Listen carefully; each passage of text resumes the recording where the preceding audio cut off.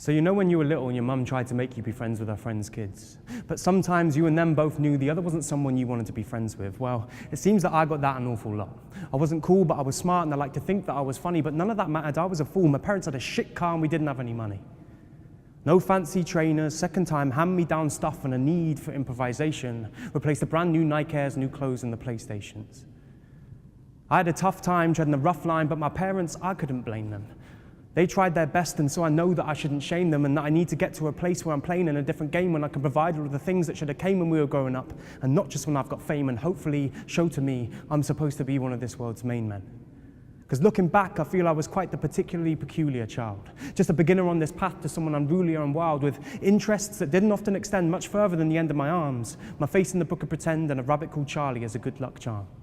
Because I spent more time in other worlds than in this one, listening to other people's fictional pearls of wisdom, because age 5, I became an addict.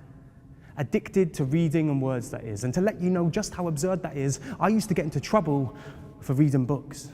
And now I can see that you're giving me a funny look, but I was late for school every single day because I'd be reading books instead of getting changed.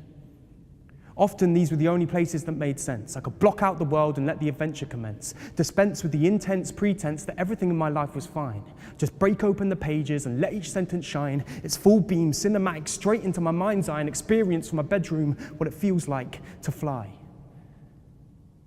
In a clapped-out Ford Anglia and crash into a moving tree, or ride atop a dragon before a tiger came for tea. I've been to the front line of more wars than I can count, and I've seen it through the eyes of those who know what it was all about. I'm an intergalactic, interdimensional imagination time traveler, and I've got the hitchhiking tactics of a conventional patient prime passenger, and I'm on the 42 bus now, straight through Earth and beyond, stopping off on the way to pick up Sherlock and Bond, because there's been a curious incident concerning a dog in the nighttime, and my old pal Roald Dahl thinks there might be a right time to bring the gang back together again, just for a special treat. Because I've been feeling quite robotic, dreaming of electric sheep. We cross where 5 rivers meet on a wooded plain, and in the distance I can see Treasure Island again. My brain waves are lapping at its shores as the tides go round this world in 80 days no more.